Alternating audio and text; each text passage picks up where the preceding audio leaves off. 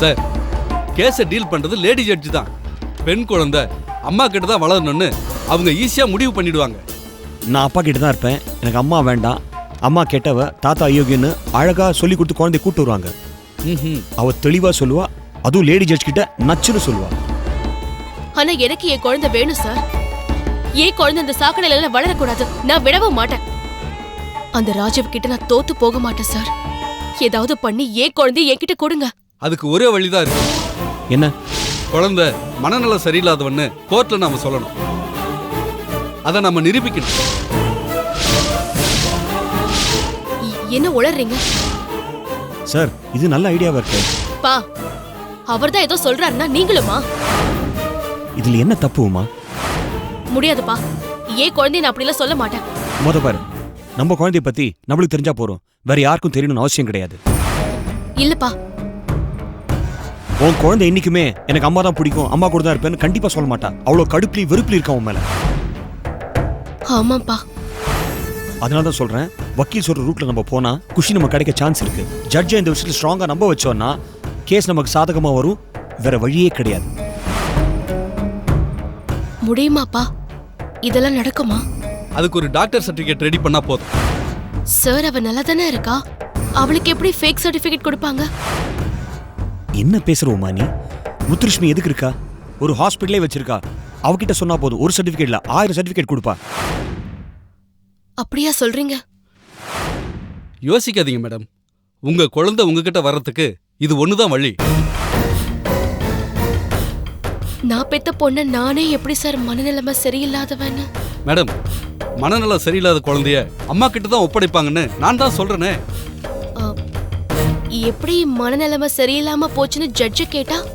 அதுக்கு ஒரு ஐடியா இருக்குமா? உனக்கும் உன் புருஷனுக்கும் அடிக்கடி சண்டை நடக்குது. உன் புருஷன் உன்னை அடிப்பான். அந்த ராகம் குடும்பம் உன்னை சித்திரவதை பண்ணும். இதெல்லாம் அந்த குழந்தை பார்த்து மைண்ட்ல வேற மாதிரி ரெஜிஸ்டர் ஆகி மனநலம் சரியில்லாம போயிடுச்சு நம்ம சொல்லலாம். இதையே காரணமா சொல்லி கேஸ் நமக்கு சாதகமா மாத்திக்கலாம். இது போதும் சார். அக்கம் பக்கம் வீட்டுக்காரங்கள 2 பேரை ரெடி பண்ணா போதும் சார். சர்டிபிகேட்டே ரெடி பண்றேன். அதை நான் பாத்துக்க மாட்டேனா? நான் பாத்துக்கிறேன். அப்பா, குஷிக்கு நல்ல அம்மாவா இருக்கிற நானே எப்படிப்பா ஏ குழந்தைய நானே? உமா, நீ கடைசி வரைக்கும் உன் குழந்தைக்கு அம்மா இருக்கணும்னா இது தவிர வேற வழியே கிடையாது. மேடம், நீங்க ரொம்ப யோசிக்கிறீங்க. அவன் என்னென்னவோ பொய்யெல்லாம் சொல்றான். தான் பொண்டாட்டிக்கு தப்பான உறவு இருக்குன்னு கூசாம போய் சொல்லி டைவர்ஸ் வாங்கிட்டு போறான். நீங்க என்ன மேடம் சொல்ல போறீங்க? குழந்தைக்கு உடம்பு சரியில்லைன்னு சொல்ல போறீங்க, அவ்வளவுதானே? துபாருமா, குழந்தை நம்ம கைக்கு வர வரைக்கும் தான் இந்த டிராமா. அவ வந்துட்டானா அவளை பூ மாதிரி பாத்துக்க போறோம். சரிப்பா, என் குழந்தைக்காக, அவ மேல நான் வச்சிருக்கிற பாசத்துக்காக, அவ எனக்கு வேணுங்கிற ஒரே ஒரு காரணத்துக்காக இந்த பொய்யை நான் சொல்றேன். ஆனா இது பொய்ன்னு தெரியாத அளவுக்கு பக்காவா நம்புற மாதிரி செட் பண்ண வேண்டிய பொறுப்பு உங்களது. அங்க என்ன ஏதாவது மாட்டி விட்டீங்க, உங்களை உண்டு இல்லைன்னு பண்ணிடுவேன். அதெல்லாம் நாங்க பாத்துக்கிறோம். சார், நீங்க சர்டிபிகேட் ரெடி பண்ணுங்க. நாளை கூட்டு வரேன். அவங்க சாட்சி சொன்னா ஜட்ஜ் நம்பிதான் ஆகணும். கண்டிப்பா சார். அப்பா, யார் அது? உனக்கு எதுக்கு? நீ எதையும் கண்டுக்காத. குஷி உனக்கு கிடைப்பா, அவ்வளவுதான். தேர் எண்ட்ஸ் தி மேட்டர்.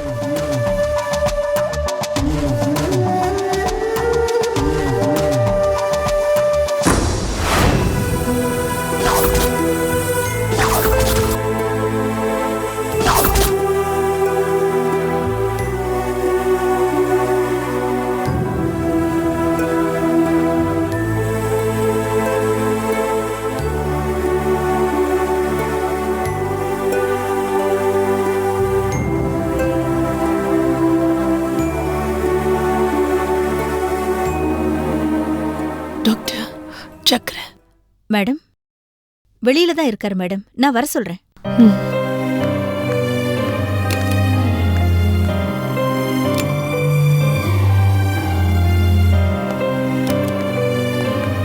சக்கரை மேடம் எப்படி இருக்காங்க? மேடம் கண்ணு முழிச்சிட்டாங்க. பேசலாமா? அவங்க இப்ப பேசுற நிலைமையில இல்ல, ரொம்ப வீக்கா இருக்காங்க. முழுசா பேச 2 or 3 days ஆகலாம். உங்களை பார்க்கணும்னு சொல்லி மேடம் கேட்டாங்க. அவங்கள ரொம்ப ஸ்ட்ரெயின் பண்ண வைக்காதீங்க. நீங்க போய் பாருங்க. சார் வாங்க.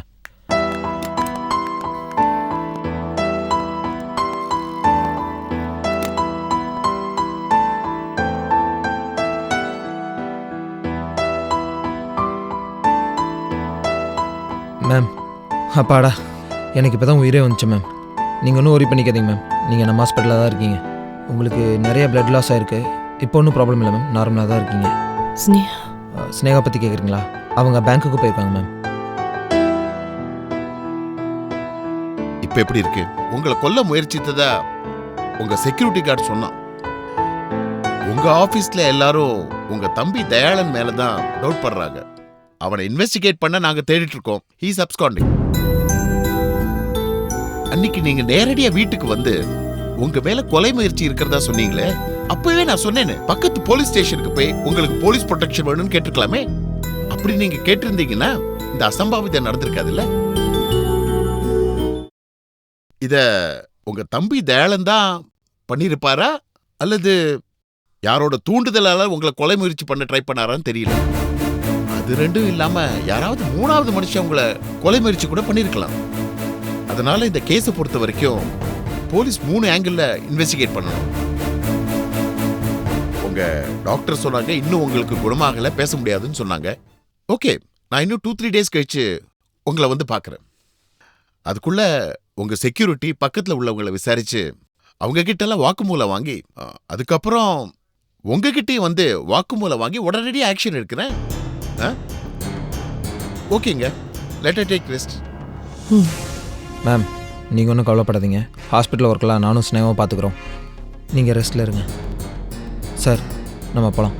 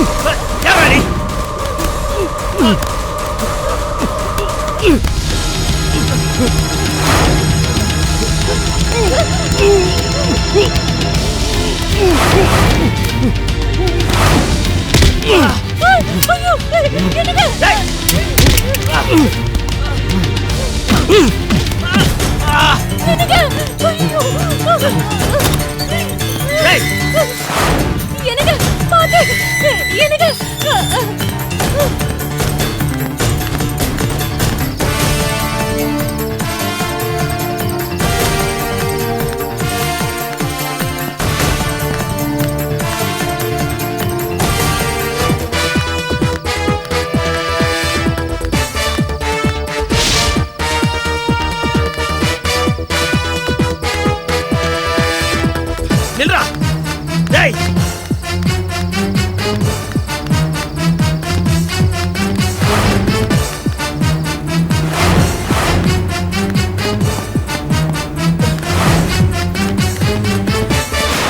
யோ யாரியா நீ என்ன இந்த பக்கம் ஓடி வர? சார் என் வீட்டில் ஒருத்தன் எகிரி குச்சி வந்தான், அவனை தேடி வந்துட்டு இருக்கேன் சார். சார் என் பேர் சரவணன், நான் எக்ஸ் மிலிட்ரி ஆஃபீஸர். சார் நீங்களா? உங்களை எனக்கு நல்லா தெரியுமே. சார் வீட்டில் தனியாக இருந்த என் ஒய்ஃபை கொல்ல முயற்சி பண்ணான், அவனை தேடி தான் வந்துட்டு இருக்கேன். நாங்களும் ஒரு அக்யூஸ்டை தான் தேடி வந்துட்டு இருக்கோம். சார் கதிராக தான் சார் இருக்கும். சார் நாங்க வேற ஒரு அக்யூஸ்டை தேடி வந்திருக்கோம். சார் அவனை எப்படியாவது அரெஸ்ட் பண்ணுங்க சார். நீங்க என்ன பண்ணுங்க, நாளைக்கு காலையில ஸ்டேஷனுக்கு வந்து ஒரு கம்ப்ளைண்ட் கொடுங்க. பாப்பா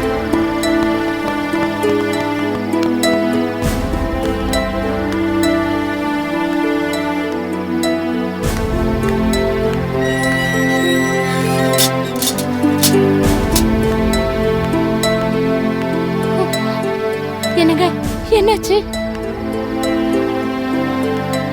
நீ முதல்ல உள்ள வா. என்னாச்சுங்க?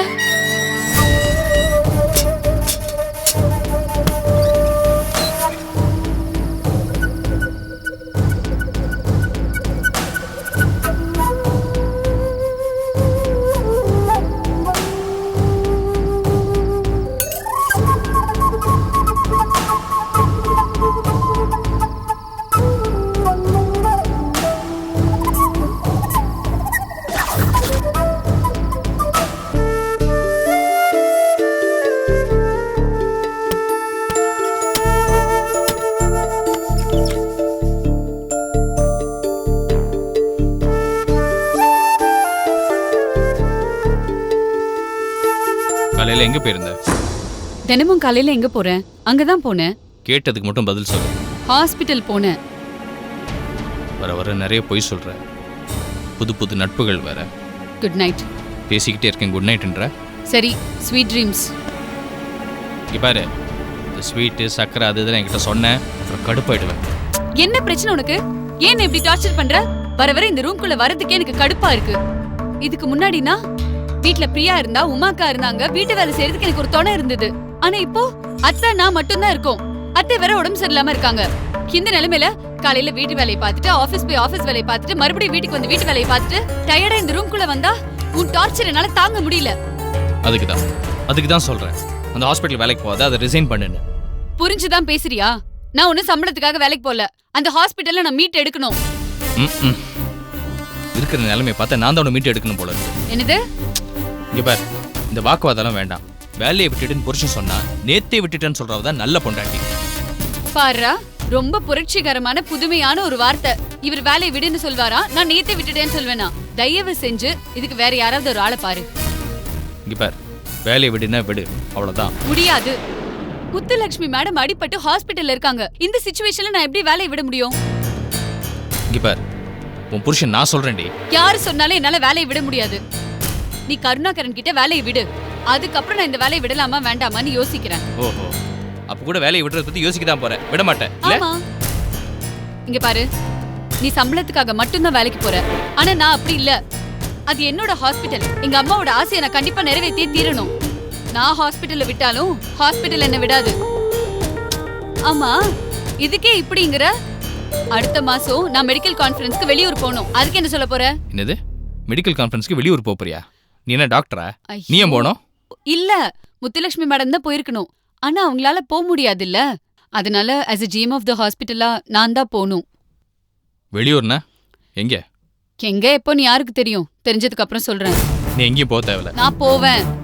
இங்க பாரு புருஷன் நான் சொல்றேன், நீ எங்கேயும் போக தேவையில்ல. கை நீட்டி சம்பளம் வாங்குற அந்த சம்பளத்தை நான் இந்த குடும்பத்துக்காக தான் கொடுக்குறேன். புரியுதா? நான் இந்த கான்ஃபரன்ஸ்க்கு போய் தான் தீரணும். சொல்லிட்டே இருக்கேன்.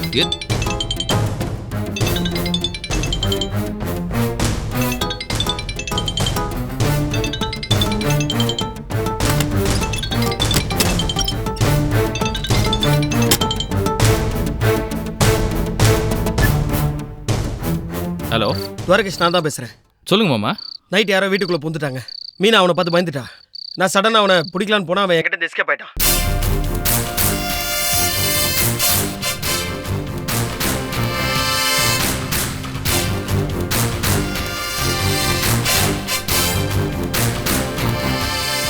மாமா, நீங்க சொல்றதை பார்த்தா அது கதிரா இருக்குன்னு தான் தோணுது. அவனை தவிர இந்த வீட்டை நல்லா தெரிஞ்சு வச்சுக்கிறவங்க யாரும் கிடையாது. எனக்கும் அப்படிதான் தோணுது துவாரகேஷ். நாம பொறுமையா இருந்தாலும் அவன் சீண்டிகிட்டே இருக்கான். அவனுக்கு முடிவு கட்ட வேண்டிய நேரம் வந்துருச்சு. நானும் அப்படி தான் மாமா நினைக்கிறேன். நாளைக்கு காலையில் நான் வீட்டுக்கு வரேன். இதை பற்றி நம்ம பேசி இனிமேல் அவன் தொல்லை இல்லாதபடி பண்ணிடுவோம். சரி வா, நேரில் பேசிக்கலாம். சரி மாமா.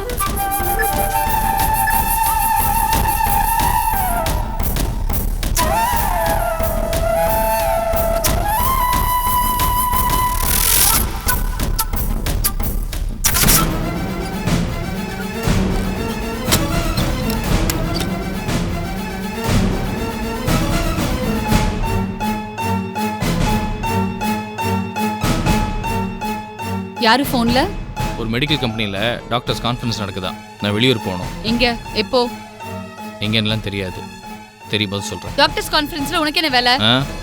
உன் ஜிஎம் போஸ்ட்டுக்கு ஒரு வேலை இருக்கிற மாதிரி என் போஸ்ட்டுக்கு ஒரு வேலை இருக்காதா? அதுக்கு தான் போகிறேன். நீ எல்லாம் உருப்படவே மாட்ட. உன் கூட குடும்பம் நடத்துறேன்ல, எப்படி உருப்பட முடியும்? இல்லை நீ தான் உருப்பட விடுவியா?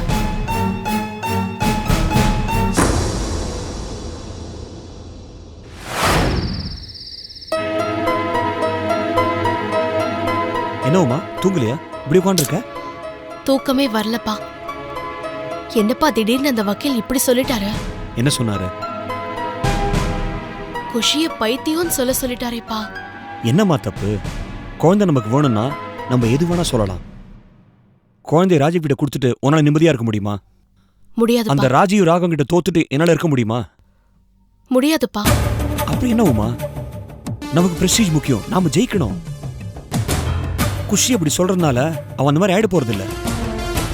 இல்ல இருந்தாலும்பா.